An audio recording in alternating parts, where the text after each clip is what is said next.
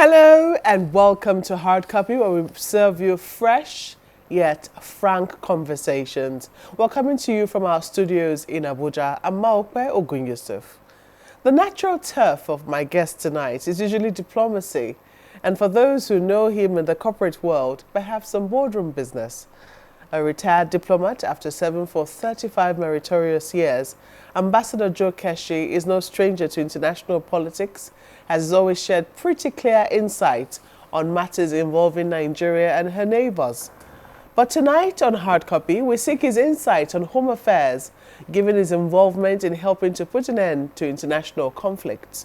Ambassador Keshi, welcome to Hard Copy. Thank you very much, and thanks for having me.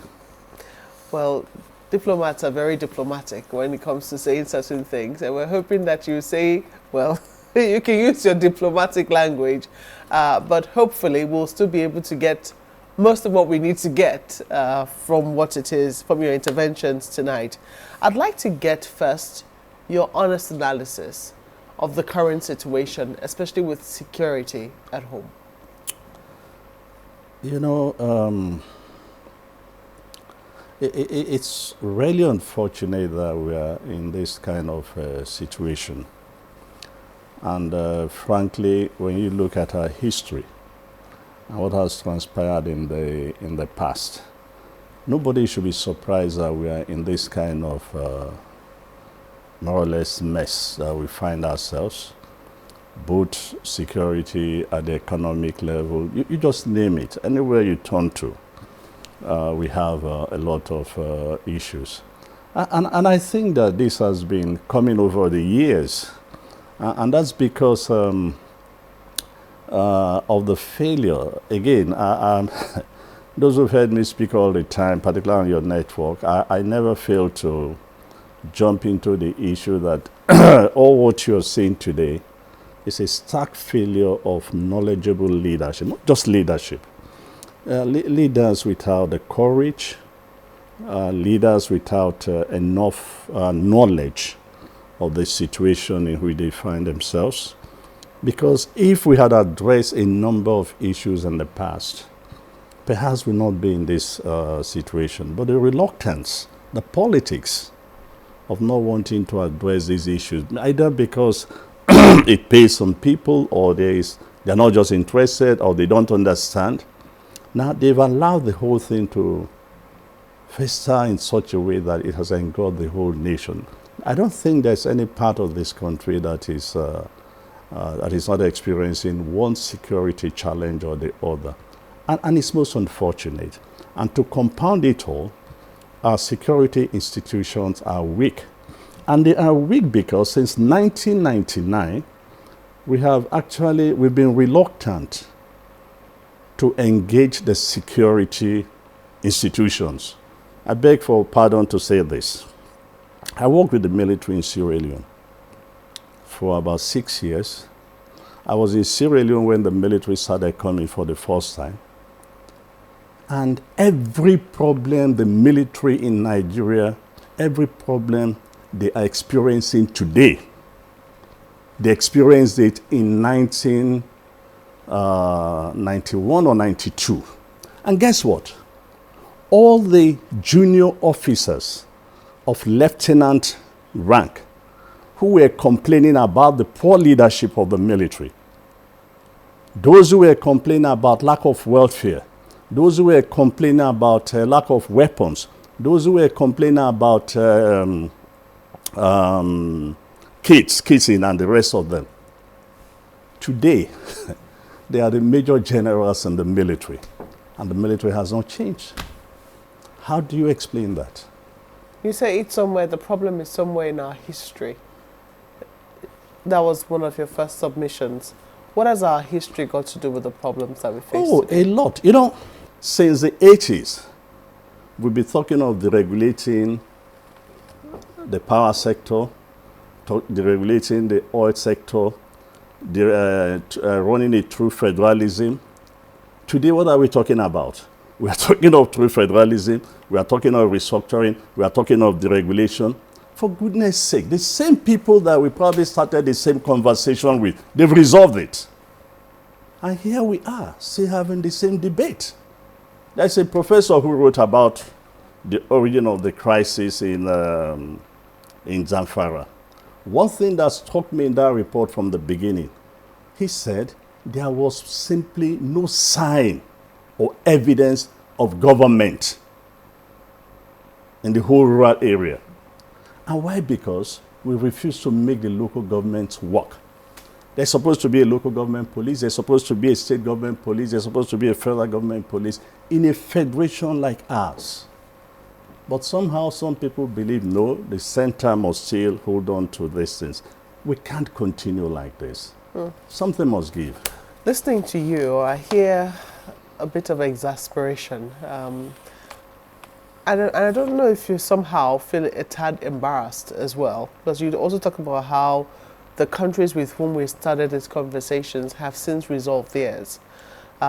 You worked internationally, representing Nigeria in many forums, fora. And I'm wondering if today you have to have conversations with ambassadors like yourself, maybe whom you served with about the same time internationally, and you're asked to explain, what is going on in your country today, and they mention the word failed state with regards to your country, what would you say today? What would you say to them that wouldn't justify that particular tag or term, failed state? If you start with failed state, we are not yet a failed state, but we could become a failed state. A number of our institutions are working. The financial system is working. Governments are running in all the states of the federation. The federal government is still in place. The issue is exactly what they are doing to avoid us becoming a failed state. Look, today in this country, Mokwe, I'm not too sure who is creating jobs. And that's a major problem we have going into the future.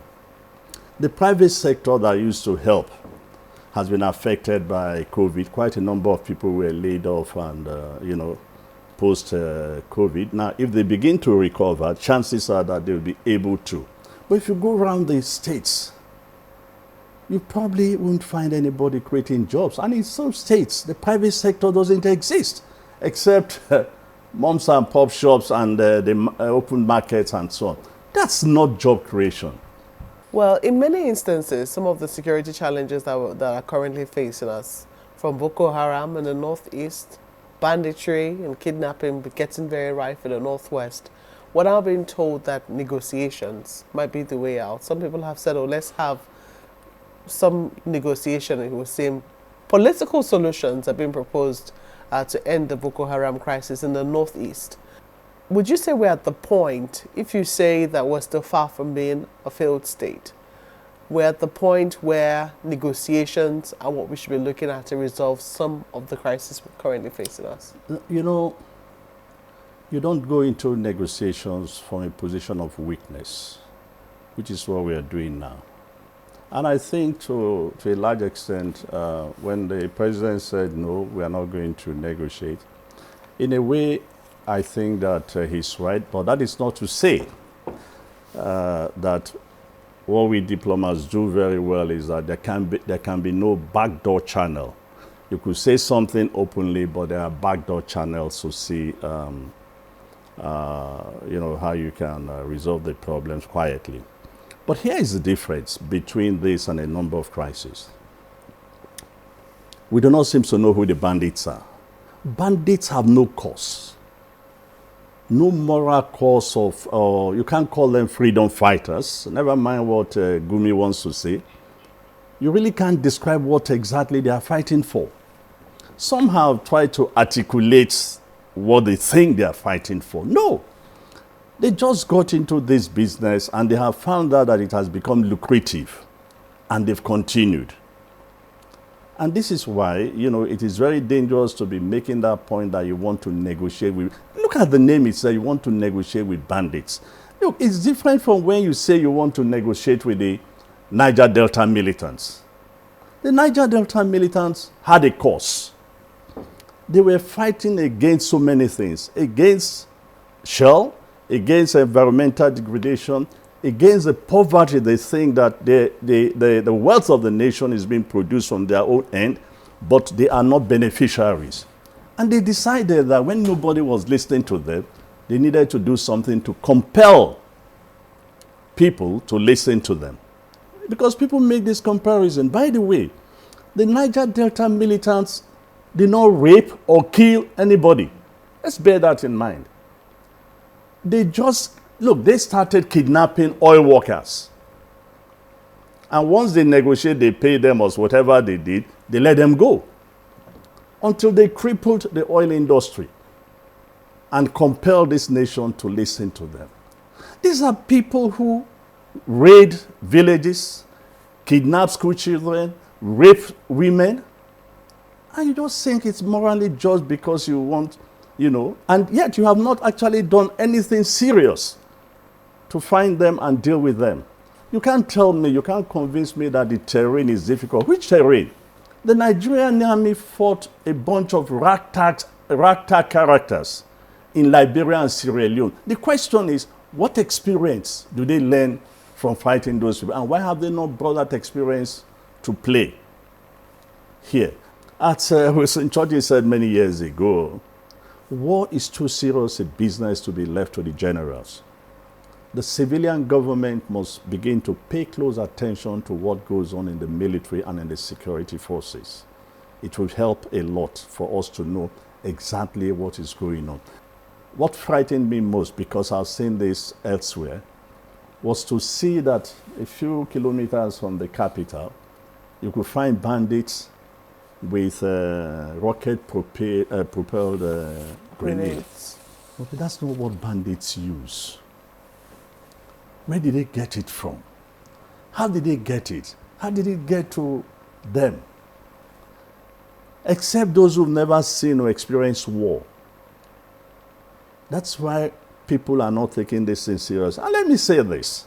I've said this to many friends, that if you come to Freetown in December or Easter, you won't know there's a war in that country, because we're all just living our lives, enjoying ourselves, partying all over the place, and going on as if nothing was happening down the border with Guinea. We woke up one Saturday morning. The rebels have overtaken the town, and we're all, in less than 3 days, we're all refugees. I still live with that fear of what happened on that day. And it remains very difficult to explain. We've heard we heard news. Arms were being smuggled into the city. This was happening and so on. And we were passing from the mission, from the embassy, we were passing this information to the Nigerian military that ran the city, that held the city in terms of security. So when the whole thing broke down and the rebels were there, and we all woke up, the city was destroyed, we were all refugees. We need to be clear about it. Bandits do not use rocket-propelled grenade. What are they? What do you think they are? We saw the video. I don't know. This is the point. This is why we need to take this thing seriously. This is why we should have a consensus that no, you need to first of all go after this, demobilize them, do whatever you can to get them off. With those things, they can bring down anything. They can bring down the military planes. And the question is, how did they, Now, if sometimes people say to me, oh, they came through from Libya, blah, blah, blah, blah. And I say, listen, to get to Libya, from Libya to this country, how many countries do we have on the road? Are you telling me that we cannot engage those countries and say, look, close your borders and don't let arms flow into our country? We did it in, Liberia. We warned the Ivory Coast government in those days that we are going to block the Liberian borders to stop arms coming from Libya to get into Liberia. And we did, and it was successful. So why can't the same military that did it do it in this country? I don't understand. Big questions. Well, we'll take a break now. When we return, Ambassador Keshi is also no stranger to developmental politics, having headed the Braced Commission of the states in the south of Nigeria. How's that going? In a moment, please stay with us.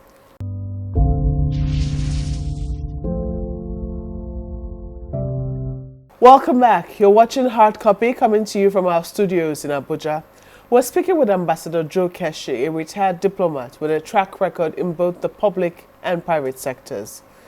Well, Ambassador, you've mentioned very briefly restructuring and the fact that we need to do something about restructuring. I mean, you made reference to Texas only recently when the power sector failed, I think during a cold storm they had. Just 2 weeks ago here. A few weeks ago.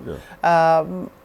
Why do you think that that conversation has not been able to move forward in our current situation in Nigeria? I think for two reasons. One, again, lack of knowledgeable, and foresighted leadership. Secondly, some of the actors who should be pushing this, I'm not too sure are doing enough. Look, if you go back to all the meetings of the Nigerian Economic Summit, if you go back to the time of President Olusegun Obasanjo, these were the conversation, deregulation, this and that, and so on and so forth. But nobody has had a bit of deregulation has taken place, but nobody has had the courage to deal with the critical issues of power, critical issues of, running a proper federation, critical issues of decentralizing the oil sector. Who are the actors that should be pushing this? Sorry. For me, I think those who should be really pushing this, look, are the governors. Because they, at the end of the day, they are going to be the beneficiaries along with their states.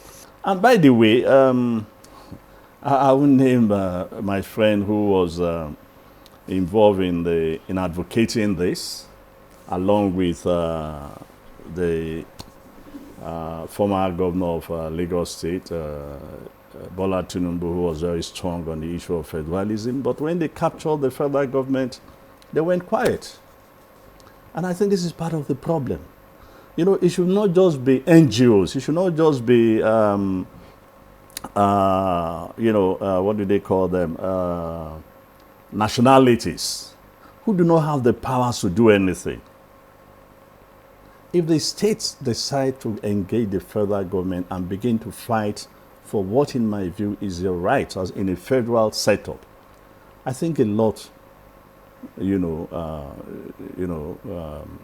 could happen. We've seen a lot of movement. I don't know whether, or should I say motion now, or movement without motion. I don't know which one you decide.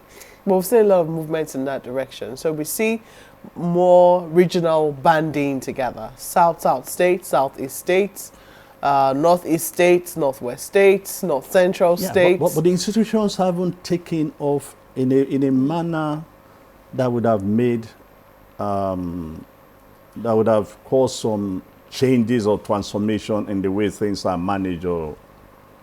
So it's even beyond the meetings of the governors of those states. We saw in one instance at the Braced Commission, I think we also saw something in the Southwest Dawn or something like that.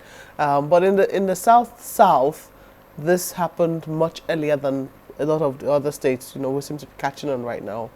The Braced Commission, which you are privy to. What happened with that? I can speak for the Braced Commission. Number one, let me just say I think it's a very good idea to have these regional groupings. The whole essence of regional grouping is cooperation. Pulling of resources together. Enjoying your economical skills and doing things that you have a comparative advantage that stops you from getting involved in so many things when you can cooperate with your neighbor, to do something collectively. But in our case, I think we were the victim. I mean, the Braced Commission certainly was a victim of the 2015 election, in which the PDP governors at that time, went their separate ways and the center could not hold. We had made a proposal which the governors are yet to consider that if they listen and if they agree to work with some of the proposals we've made, I can almost predict that when the other regions hear what we want to do, they would also probably be encouraged to want to do the same thing. And that would take us back to what we had in the 60s, where there was positive competition between the regions at that time. As of today, I strongly believe that if the states work, the federation would work even better. But the states are not working too well. Who runs the bulk of education in this country? The states. Health, the states. Agriculture, the states. And if they are not doing well in these areas, how can the whole federation do well? Well, they would also argue that security seems to be the key factor now, and that is out of their hands. And that when that is not there, all these other matters will be in jeopardy. But one of the things that I can tell you that is happening in the South-South is that almost all the South-South states today have a kind of critical security arrangement, that they are trying to put together. And we are trying to see whether we can, convert it to the regional security architecture. Now, if that it's done and it works what very is outside well, the Constitution? No. They have not set up a police unit. They're not using the word police. But look, regional. I think it's the key word there. We've got into a stage where, whether the federal government likes it or not, the federal government, in terms of security, has lost control of this country. And they must get the states involved. They must get the local governments involved. There's no other way you can guarantee security. There's no other way. It is very clear the federal government cannot, no matter what the IG says, no matter how many police he deploys to one state, the sooner we begin to get the state police, local government police, which is another critical, institution that we don't look at. Until we begin to get these structures in place, our federation is going to be challenged. Let me ask you this. You are very, I don't know how to put this now, you've seen Nigeria stand tall amongst the Committee of Nations. If you were to assess where we are right now, internationally, even though I know that in the past you've also said that we haven't prioritized foreign affairs or foreign policy, we also are not funding it as we ought to. But there are times where, things could be rough for a country, you could be suffering a rough patch. But in terms of what is happening internally, people still want to associate with you. How would you rate Nigeria now amongst the Committee of Nations? Look, we have all it takes to be a great nation today. What we lack is the leadership across board to take us to the finishing line. That's all if we get that leadership, that now says to us, listen, we need to do A, B, C, D, and you pursue it. We need to do a C, D, and we pursue it. And we just keep doing all these things. All these problems we can get away from in under 5 years and strengthen the fabric of this nation. Let nobody tell me that it is rocket science to rule this country. No. And the advantage government has, both state governments and the federal government, is that the people of this country honestly love this country. They want the government to do well.